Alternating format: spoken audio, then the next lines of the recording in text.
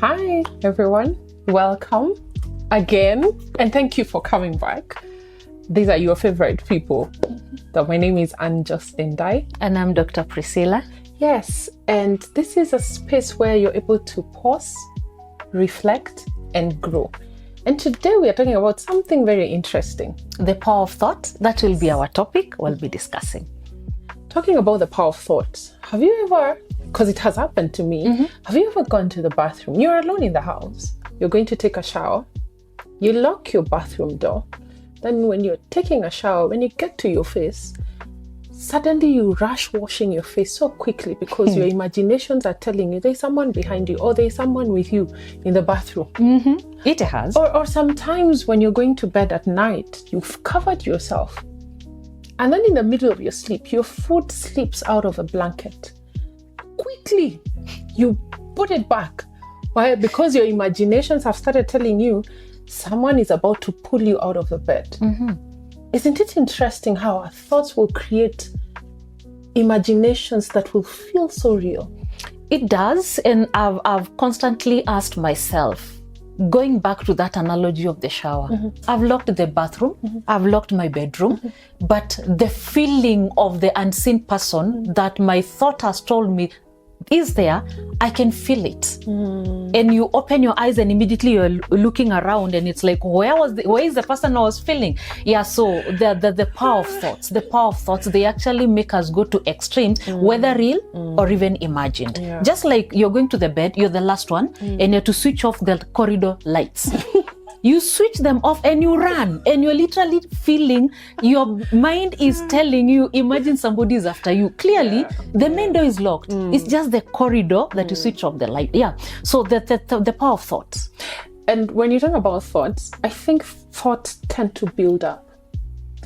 From when we are infants to toddlers to, teenagers to young adults, we've gone through different things. We've had different stories. We've watched movies. We've seen even from our neighborhood.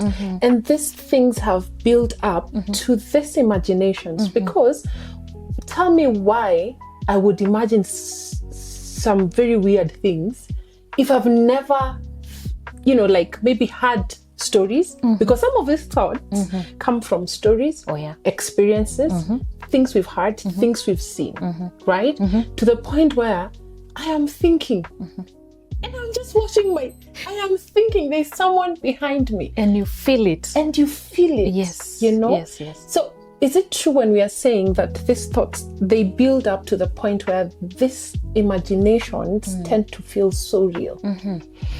Correct. There are so many things we can say inform our thoughts, and different people have talked about different things. We are not in a psychology class. Exactly. But from the little knowledge that we have, like you rightly said, when you are growing up, where did we get the concept of fear? Like when you're growing up and when you're children, maybe you're playing, it's in the night or in the evening. Us growing up, we didn't have electricity, and then you had to go to the toilet outside. And then you are inside the toilet, they will run and tell you, hey, somebody is coming after you. And immediately the concept of fear. So relating a stranger in the dark brings fear. So when I'm in the bathroom and I'm taking this shower and I have soap on my face with my eyes closed, and immediately I can sense, my brain is telling me, imagine somebody is right behind you. Where did that come from? You remember that childhood experience that when I'm in dark, there's a possibility of unseen person that is probably after me, if not for me, coming for me and everything. So as we grow up, we form those schemas of what is safe, what is unsafe, and they inform the way we think about situations and the way we think about events. It's true, because remember, our brains are wired to always protect us from bad things, negative things happening to us. Correct. Yeah. So it is constantly, it's like a watch guard. It's like a guard. So it knows we don't have to focus with the good things that are happening. Let's constantly protect you from the bad things that are about to happen. I think that is why our brains will constantly be on the high alert on the things that are going wrong than the things that are going right. Because the brain already registers this like, it is safe, this is good. So it is constantly putting you alert. So it will give you very many false alerts rather than waiting for the real one to happen and to harm you. And unfortunately, when we are growing up, different childhood experiences, some have gone through very terrible things. And this has wired us to think in a particular way. And that is why I love using this analogy.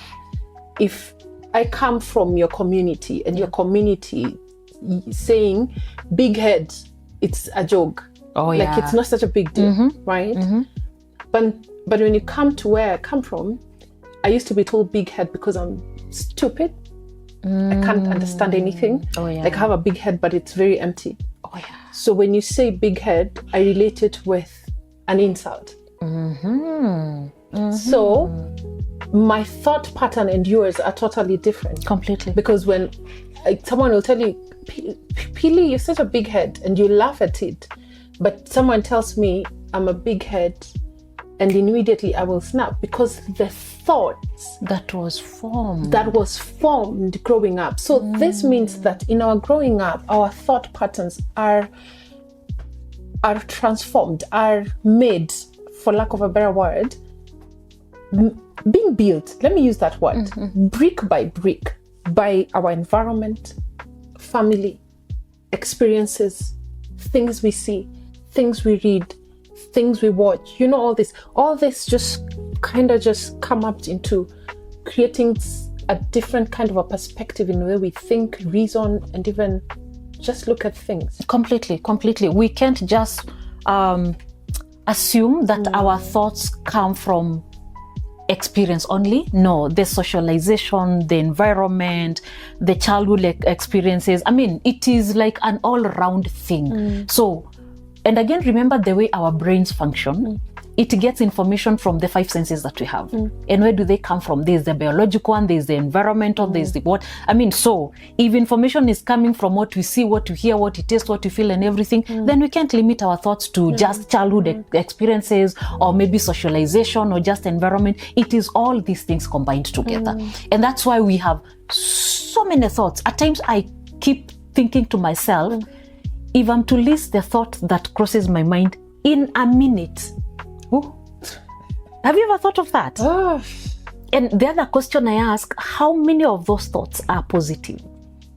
And how many are negative? Because at the end of the day, the way you're feeling right now, Anne, it's most likely pegged on what you anchored your mind on from when you woke up. Yes, absolutely. Probably knowing what awaits you, or with anxiety of what is awaiting you. So there's a lot that goes around when you're talking about it's a broad topic to talk about. And actually, we have to go into the details of which psychologist said what about thoughts, and we'll not finish today. So we're just taking the basic of just helping people understand the power of thoughts, regardless of whether it is from the environment, whether it is from childhood, whether it is from the unconscious. I heard you talk of childhood experiences. You went through something and probably you repressed it, and then all of a sudden it's here catching up with you. So it could be from wherever, but at the end of the day, these thoughts, what are they doing to us? Whether positive or negative, because actually thoughts can be positive or negative. So what are they doing to us? More harm than good. But then again, if it's a negative thought, and it's interesting that you're saying that, because it's so hard for us to focus on positive thoughts. And I think, I know for sure, we've interacted. You know me. I don't like negative energy. I know. Because I know how it affects how I feel. And there's a day I was just sitting down and asking myself, why is it that I repel so much negativity? It's because in the growing up, I used to hear so much negative words from people. Negative things would be said about me. And I knew how they affected me. And one day I just stood up and I said, it's enough. I don't want a lot of negativity. If you bring negative energy, my friend, please, it's okay. I was born an only child. I can survive, but I'd rather be by myself rather than being with someone who's constant words are from a negative place. But now that we are talking, it makes me wonder, for this person to be full of such negative words, it's because of what is going through their mind. They are talking like this because it's coming from somewhere. Of course. they are giving out what they have. So could it be that they are also in an environment where there was a lot of negativity to the point where they don't know how to talk positively, and even if they do, they can't believe something positive? Yeah, I agree, because at the end of the day, Anne, if I was raised in an environment where I was never good enough, I was always the bad one, I was always the thick one, I will grow up knowing I am useless, I am a nobody, I will amount to nothing. So regardless of who is around me and what they say, I will see anything and everything they say from a negative perspective. So like you rightly said, the environment that you are growing up in or you are in determines to some extent whether you're going to have positive or negative thoughts. So if you are in that environment or that space where nobody believes in you, nobody sees anything good in you or from you, there's no way you're going to think highly or even positive about yourself. So it will always be, I'm lazy, I'm the last one, I'm not good enough. There's no way you're going to think positively about you. And I think that it makes much sense in the common phrase that they say, don't bleed on those who didn't hurt you. Oh dear. And unfortunately we do that. Yeah. And I want people to understand it all starts from here. From the mind. Because remember, there's always that, is it the triangle or is it the circle, where your thoughts, emotions, and reactions, you know? How you're feeling will affect how your thoughts will affect how you're going to behave. Correct. Or whatever thoughts you're having will affect your emotions will affect how you behave. And when I say this, look at it in this perspective. If I start thinking about Pili, it's like we are competing, you don't value me, my emotions and feelings towards you are going to be negative. I will start repelling. Completely. You know, because I'll be like, and sometimes it has nothing to do with that. Just because you've said something that is not what I expected, and then to confirm the thoughts that I had. Correct. And you're coming from a good place. Oh, yes. But now because I started thinking this way, I start feeling a particular way towards you. Then what happens? My reaction towards you will be different. Either I will start staying away from you, or I'll start, just like poking you to see how far you can go. I know. You know? I know. So understanding that my thought will affect how I feel, and what I feel will affect the reaction that I have. A good example I also give is waking up in the morning. Oh yeah. The worst thing you can do is to hit this small toe. Oh yeah. At the edge of the bed. And then you come in the morning and then your breakfast is not what you expected, because yesterday you came back and you're tired and you did not ask what you'd want in the morning, and then whatever is presented, you remember that anger you have over that toe, because that pain doesn't go immediately. Oh yeah. If there's a pain that will stay for almost an hour, it's usually that one. Yeah. So the breakfast. Then you come outside, whether you're driving or you're in a matatu, there is traffic. Then you have a presentation. Oh yeah. And then you get to the office, and then there is that. Why is it that in the office there's always that person that you don't get along with? Please say that again.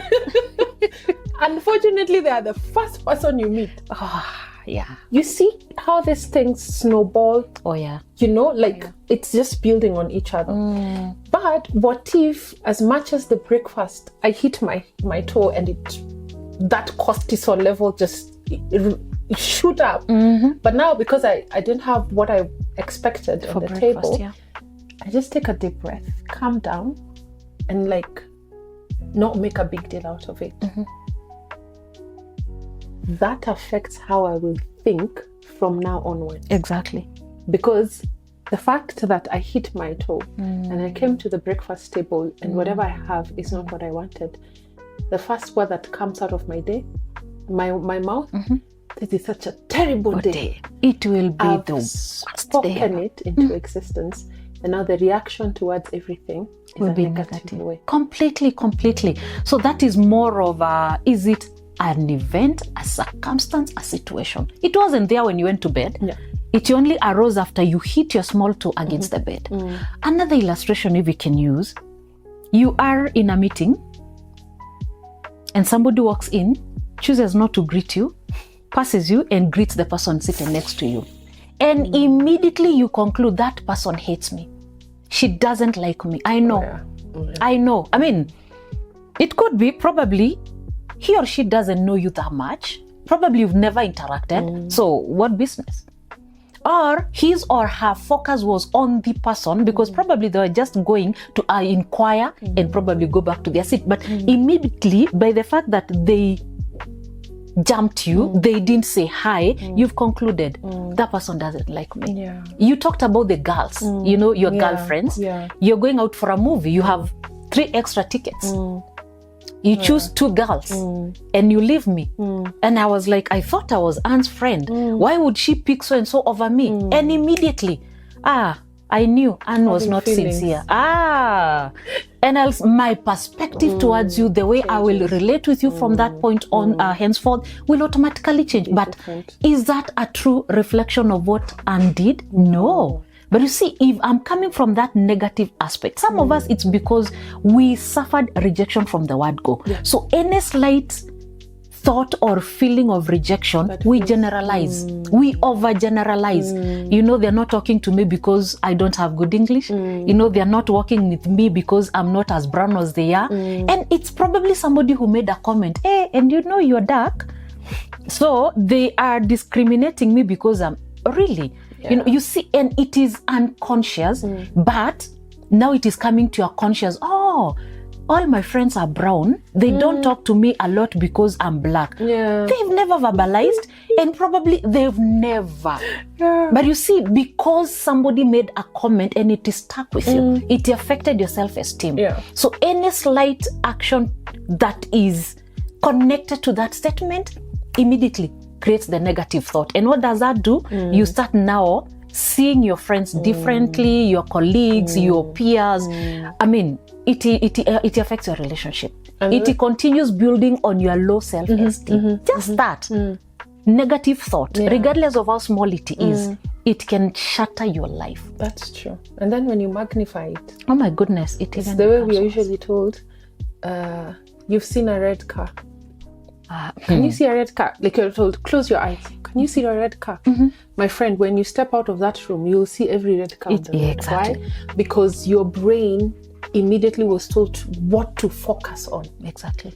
Whatever we feed our minds and our thoughts, that is what we focus on. So when you want to focus on negativity, it will magnify. It will magnify it. Correct. And there's something I read somewhere. Imagine how powerful your thoughts are to the point where you're saying, when you say, I cannot do this, literally you cannot. You will not be able to do it. You will not. That is how powerful our thoughts are, because now if you were to say, I can do this, my friend, and say it with the you see the conviction that you had when you said I can't? Yeah. The same conviction is what you need to have when you're saying, I can do this. Yeah. So that whatever it is that you're thinking will collaborate with your emotions.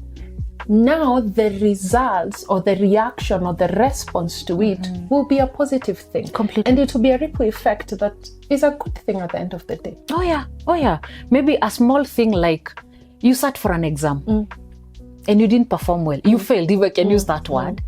And immediately, because you're used to being told you are nobody, you are not smart, you will not amount to anything, now that seals the deal. I am useless, I will never. So one person with a negative thought will actually say, actually, I'm a failure. You see, I've even failed the exam, I'm a failure. But a person who has positive thoughts, they'll actually look at the exam and like, wow, I didn't do well this time around, but I work hard so that I will improve next time. You see the difference? For this one who is used to receiving negative feedback, his thought or her thought already formed. Everything is negative. And therefore, failing an exam, I'm a failure. But this one who has positive thoughts, they have that benefit of I have failed, yes, but there's room for improvement. I will work hard and next time I'll perform better. You see?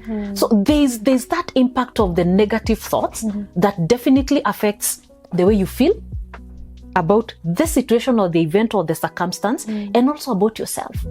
Because you either feel as a loser, a failure, a nobody, depending on what is bringing that thought. And it also affects your self-esteem.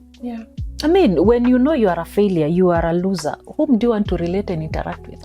You feel like you're worthless, you're valueless and everything. It also affects the way you relate with people. Because who wants to relate with a failure? Who wants to relate with a loser? Who wants to relate with a nobody person? And allow me to ask you, when you said in that, I think it's in the previous episode, when I was asking you questions and you talked about you being shy. Do you think that sometimes, now looking at yourself and your life, that aspect of shyness, is it because of the thoughts that you have towards yourself, maybe? Yes, it was. Because I believed I was not good enough. I was not smart enough. And remember, I have the training, I have the education and everything. But there's that Castile voice that keeps telling you, and it registers in your mind. Pili, you can deliver. That's not your standard. That's not your class. You know? Yeah, it is the thought that I had that particular time. The negative thought. That Pili, you don't measure up to that. That's not your standard. That's not your class. So the shyness that I've been having was as a result of the negative thought. I'm not good enough. I don't have what it takes. I don't measure up to. But the moment I realized it was because of that negative thought, I started cultivating a positive thought towards it. So every opportunity that would be presented to me, I would be like, but Pili, you have the training, you have the education. Can you go for it? What is the worst scenario? So you see, I had to change the way I was thinking about the whole thing, the way I was thinking about myself. And at some point I was like, where was this coming from? And for whatever reason, imagine I was able to track back and I realized where the shyness and the thought of I'm not good enough came from. Can you imagine? And it was until that, and can I surprise you still more? It was through my personal therapy. Oh, wow. That I realized for all those years, I would feel shy and feel like a nobody because of a statement that was made. Trust me, we usually go for therapy. Oh, we do. We go for therapy. We do. Yeah. So it was at that point that I realized it was that negative statement that was said that actually informed my negative thought about my abilities. And then from then, even me looking back, I was a smart student. Number 1, 2, 3, 1, 2, 3. My primary schoolmates will tell you, my high school classmates. Please don't. Yeah. So, and I would not understand. Even teachers would not understand because I would not raise my hand to answer a question in class. Can you imagine? I was that shy. But come exam time, top class. So the teachers would actually not understand. So this became automatic negative thoughts. Unconscious, and you know they're very unconscious. I was not aware of them because as long as I'm getting what the teacher is teaching, what business do I have to answer their questions? Unless there are those teachers who'd actually, I remember one, I won't mention her name, should ask a question in 5 seconds time. If there's no hand up, turn your books right at the back. That's what would save me from the canes, you know. But me lifting my hand, I mean, I'm not smart. I don't have the brains. But on paper, when I'm not interacting with anybody, my friend, I will write. Excellent. These days they call it what? Exceeding expectations. Thank you. So when I did my personal therapy and I realized this shyness and the fear of failing was coming from that, now I started working on my thought patterns. Yes. You have what it takes. You can do it, but you'll be talking about that soon. So you can see how far the negative thoughts can actually come. That was my childhood. Can you imagine? All those years, I suffered primary, I suffered high school, I suffered when I was doing my undergraduate. It was when I was doing my master's that awareness was created in me. Can you imagine? So many years. You've just reminded me about something about automatic negative thoughts. I was brought up in a town where the water would affect discolor our teeth. So I would go to a different town because now the people in that area are kind of used to that, so it's not big deal. Everybody looks like you. But I would go to somewhere else and the first comment would be about the discoloring of my teeth. And as now I'm growing and I'm becoming a teenager, I'm being now self-conscious. Too self-conscious because I don't want to smile, I don't want to talk. Oh dear. And I think that is one of the things that made me just keep away from people because I was tired of being comments being made about my teeth. Then fast forward to meeting my person, who is now my husband, and he's like, "You have a beautiful smile." I'm like, No, I could not smile. I was never comfortable.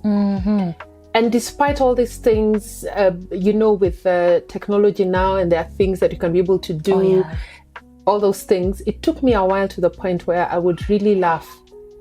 Wow. Oh yeah. Those were the kind of laughter I used to make. So the automatic negative thought, it was so automatic that when I want to laugh, I would withhold the laughter. And I'm thinking, sorry to cut you short as you're sharing, what would make you cover your mouth? Because people made comments about your teeth and the way you look. So automatically you have that negative thought about the way your teeth look like.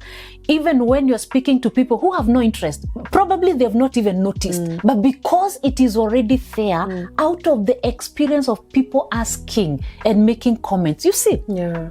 And now that I've mentioned it, I know some people will want to zoom in and see if it's still there. It's okay, I'm past that feeling. Oh, yeah. Anyway, talking about the automatic negative thoughts. So we can agree that these are thoughts that come from experiences, from words that have been spoken to us, not just experiences, but traumatic experiences, and then learned behavior. Oh, yeah. Learned behavior would affect how we respond to things. Exactly. We respond to words, respond to comments that people make, like myself. Oh, yeah. Now, I would be afraid to say something because I'm thinking someone will be focusing around this area. And make a comment about it. They call it the mandibles, the biological term. Please spare me your English. They would. So it made me so scared. Oh, yeah. I did not want to interact with people. I did not want to be close to people because someone will ask questions and and the way it's exhausting, repeating the same thing over and over and over again. It becomes so exhaustive when you're talking about the same thing. It does, yeah. But now, when you come to that part, you've said you're cultivating the learning how to come out of that box of being shy and all these things. Yeah. How are you able to do that? Well, it's not a walk in the park. Yeah. And it's not a one-day thing. It's work in progress, if I can put it so. But I think, like I said, when I went to therapy, that's when it was pointed out, or I was able to point it out, because for therapy, you do everything for yourself. And I think that's part of being aware. The first step was to be aware. And it took me aback, like, you want to tell me for the last how many years, this is the reason why? Yeah. So the therapist helped me to create that awareness. It's something that I could not do by myself, because in my weirdest imagination, how is my childhood connected to the way I'm behaving and feeling and thinking right now? It never made sense. But now, after therapy and now plus what I've been able to study, I understand. So that awareness, being aware and coming to that point of, hey, Pili, there is this function, you've been invited, you'll be the guest speaker, and the first instinct would be, are you sure you'll measure up? And again, I'm like, wait, I am doctor. Why did I go to school? You see, I'm already aware of what used to keep me from getting these opportunities. So I'm that conscious that anytime, because I'm aware, I'm capable of coiling back and feel like I'm not good enough and everything. So just that awareness of that thought is crossing your mind and you have to address it. Talking about awareness, I also had to become aware that I was covering my mouth anytime I was correct. I wanted to laugh because I was like, I could not. It was so frustrating. Yeah. But then I've just remembered something very interesting. My second daughter. Okay, my second and third born, they follow each other. Like they just have 1 year apart. Okay. So they're like twins. Yeah. So when I was raising them, somehow or unfortunately, their attention kind kind of drifted from the second born to the third born. And then there's this time, you know me, I love having conversation with my kids. Correct. I love it because I want to know them. I want to know what's going on with them and all these things. So there's this time she, it's a she, so she tells me, Mom, I don't know what we were talking about. And she said, the reason why I don't tell you things is because when I used to come, you would not give me the attention. And then, I asked her, she loved using the word, never mind. She would come to me and she'll be like, never mind. And I realized, no, this never mind is a statement that is used so often. Oh, yeah. So I started being a bit alert. So anytime she comes, like, she goes like, never mind. I'm like, no, I mind. So she would talk. So with that, I realized there's some sort of disconnect. So it has been a while. Oh, yeah. Wondering, how do I go about this? There's some sort of disconnect. And as a believer, I also like, God, help me be able to raise this child who is balanced. I believe raising children who are balanced emotionally, mentally, spiritually is very important. Very. So there's this day I'm seated and she comes to me and she asks me a question. Remember we were talking about awareness? Yeah. And then I tell her no. Immediately she starts biting her nails. Wow. And I pick it and I realize she's been doing this almost every other time. Either she'll bite her nails or she'll walk with her face down, walking away. So I call her and I'm like, yo, come, sit here. I was like, do you know you bite your nails? She's like, yeah, why?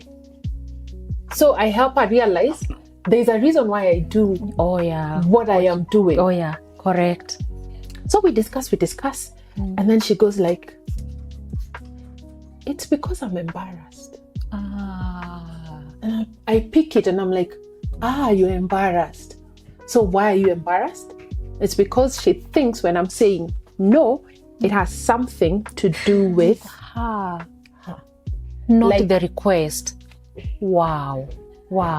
So we start having that conversation and I tell her, no, it has nothing to do with you. When I'm saying no, it's because of the request you've made, and all that time, all those things.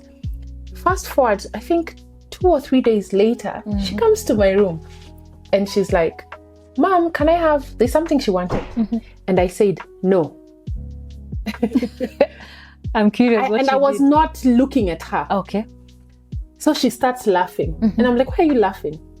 And then she's like, Mom, I was just about to bite my nails. But she didn't. She did not. Beautiful. You should have the self-awareness you're talking about. Nice. I was so excited. Wow. She's gotten to the place of awareness that, when I'm being told no, it's not me, it's the request. And she laughed at it and I was like, you're doing good. This is a good step. Wow. And I'm so happy because we are able to identify it as early as now because she's turning 10 soon, yeah? Wow. Imagine if it would have stayed for too long. That will be a habit and it will be a behavior. Exactly. Wow. And which would have affected her self-esteem and confidence. Yeah. She's like, I was about to bite my nails. And I was so excited as a mother. I can imagine. When you're talking about your daughter, creating awareness in your daughter, I think the awareness was not more into the biting of the nails, from where I see it, but to the negative thought. Remember, every time you would say no, she would feel it's the thought. It's you're saying no to her, not the request. And that's why her face would fall and you start biting her nails. But now that you've created that awareness of what she does with the nails, it was able to counter the negative thought. You see, because you created an awareness. So that thought of mommy said no to me, not the request. Yeah. And you see, the negative that she had about you saying no affected the way she felt. She felt embarrassed. And now it gave the behavior of biting the nail and walking with her face down. Can you imagine the power of thoughts? The power of thoughts. And it's important for us to be aware. Very, very important. Like, understand, why do you react to some things? When someone says something, why are you reacting in that way? Exactly. Can you go back and try and understand where it's coming from? Could it be that someone said a particular thing that relates to what has been said that made you feel the way you felt and ended up doing whatever it is that you did? Is it that you went through an experience that relates close to what you've experienced now that has made you react the way you have ended up reacting? Exactly. So I believe understanding where this thought is coming from will help you create the awareness of how to deal with the response towards it. I believe exactly. Yeah. And probably even for some of us who are following us or even watching us right now, there are those people who believe that nobody loves me. Everybody hates me. There was a program called Everybody Hates Chris. Yeah. I don't know whether you remember that. I watched it. Yeah, so there are some people who actually believe that they're unlovable. Everybody hates them. And I would encourage you, just sit, reflect, try to think, when was the first time you had that statement? Because it could be out of that you formed a narrative and you overgeneralized that everybody hates me. There are some people who believe that the story you gave of waking up and hitting your toe against the bed and everything, there are people who are very pessimistic. Like, if something bad happened to me in the morning, my whole day is ruined. You see, that's a negative thought. But like you rightly said, if I hit my toe against the bed, I come to the kitchen and I find the breakfast I wanted is not the same, I can just breathe in, breathe out, and I'm like, okay, it's not what I wanted, but it is better than nothing. Exactly. You see, already you've created that awareness that I don't want to ruin my day. So self-awareness by just, taking a moment back and try to figure out, where did this come from? There are people who still believe that they are not good enough. They'll amount to nothing. Or they were never meant to enjoy anything good. Who said so? Where did that come from? So if you're useless, you'll not have amount to anything. And by the way, you were told you're useless, you're hopeless, you're nobody. Imagine you're a somebody, then that's why you're listening to us. And you're looking forward to hearing your comments. So you're useful to us. Yes. So it's good to take that moment of asking, when did I first hear that phrase? And when did it become a pattern in my life? Because when you are that negative, anything I say, whether I said it with a smile, you'll interpret it negatively. So. And understanding why you get agitated when something happens. Or when you hear something, or when you see a particular thing, or when you hear. Allow me to share this. There's a book I'm reading, and I think I've told you about it. And in the book, there's a story about this therapist. He's working with a young boy. So this young boy has been into many homes. And there's this particular time, before he went to the homes, he used to be at home, but his parents were very abusive, especially the father, and he would abuse the mother, violent, and all these things.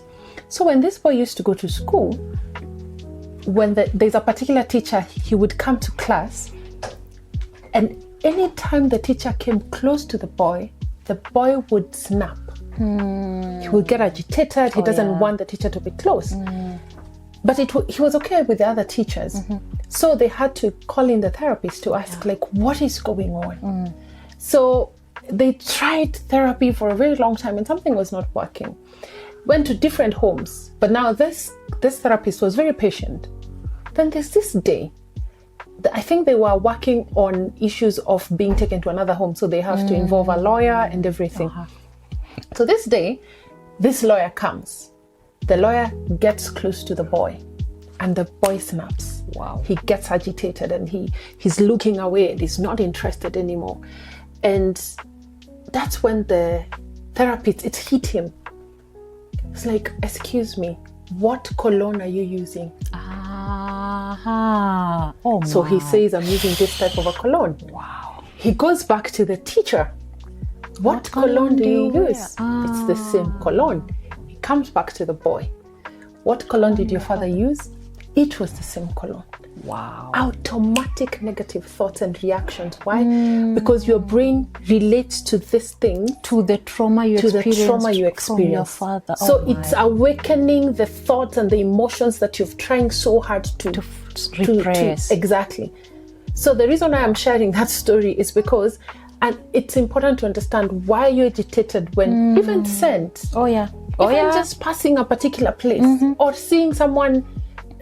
They are triggers. Yeah. Someone, for a long time, I never wanted to wear red. I know. Please don't get into details because you'll start laughing here. I never wanted anything to do with a red color. I know. Why? The automatic thoughts that come associated with that. So it is important for someone to try and understand. Why am I agitated when I see someone wearing this color? Why am I agitated when I hear someone in this type of a cologne?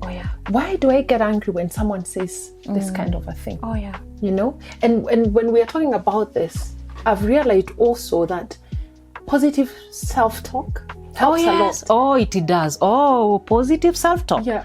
And self-talk, people might think you're mad. But I normally say, as long as it's building me, think what you want. And for positive self-talk, it can be verbal. It can be, the opposite of verbal is what? Non-verbal. Non-verbal. You're speaking in your heart, your mind. You're telling yourself. For example, I was struggling with shyness. I was struggling with failure.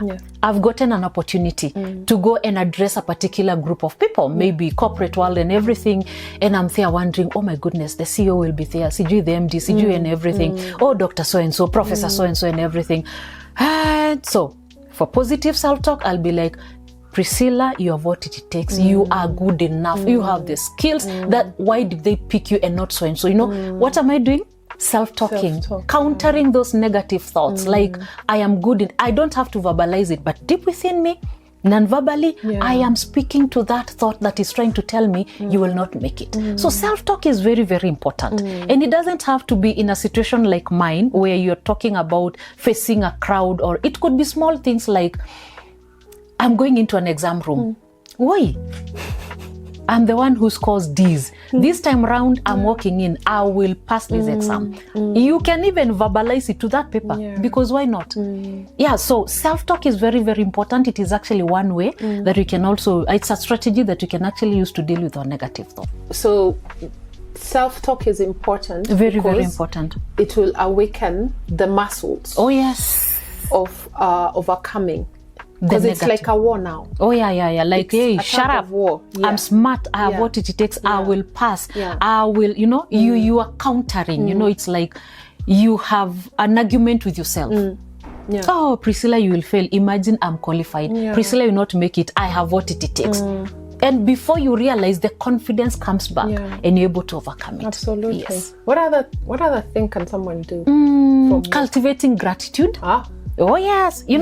At times we think being grateful, we are only grateful to the great things, even small things. But the fact that I can face this camera and speak to people that I'm not seeing, I'm grateful. Yes. And that removes the negative thought of, hey, Priscilla, you cannot make it, you cannot do it and everything. So cultivating that attitude of gratefulness is very, very important. As simple as just saying thank you for today. Yeah. For those who believe in God, for those who live in higher power. Being grateful. It boosts your mood, your confidence. And when someone does something nice, just tell them say thank you. Yeah. Don't be so I'm even looking for a word. You're so self-sufficient. You don't feel like you don't see the need of telling people thank you. And do you know why we don't say thank you? The negative thought. So why should I say, oh, you've done a good job? Oh, really? You're still doubting. But they're commending you for what you've done. You see, the moment you learn to be to be grateful, oh, thank you, it affirms you that whatever you thought you would not have done, you've done it. And what have you done? You have countered that negative thought of, I cannot. Absolutely. So it might look simple but it has an impact. Yeah, it has. Yes. They usually say do it for 8 weeks and you'll see the difference. Thank you. Absolutely. Last strategy we can use to deal with our thoughts, especially the negative ones? I can't think of any. What about surrounding ourselves with people who will influence us positively? Environment is important. Remember from the beginning when we said how our thoughts are affected with people that surround us. Oh, yes. So surround yourself with people who speak positively. Please. Run away from everybody that is negative. Negative energy, say no. When one potato is put in a sack, and that potato is not good. It will make other potatoes go bad. I mean, you get the drift, right? Oh, yes. So thank you so much. This has been beautiful. Oh, it was awesome. And I want to believe that our listeners, our audience, they have gotten something. You may not get everything, but it's our prayer that you are able to get something that will help you sit and reflect over your thoughts and purpose to be positive. There's this lady who's a business mogul in Kenya, I believe. I can't remember her name. I think it's Susan. She used to say, there is something for everyone. So I want to believe even in this space, there is something for everyone. So thank you so much for joining us. Thank you for watching. Thank you for sharing. Please feel free to ask questions, because I'm sure after this topic that we've just addressed, most of you are going to have so many questions. Please feel free to send your questions through the email that you're going to find there, and have a fantastic time. And please take a moment this week, sit down, ask yourself that one thing that you've realized you react in a particular way because someone has said it, or you've seen something that relates to something that just agitates you, and try and understand where that's coming from. Otherwise, until next time, have a fantastic time and see you soon. And kindly purpose to be positive, and don't forget to like, subscribe, and share. Thank you. Bye. See ya.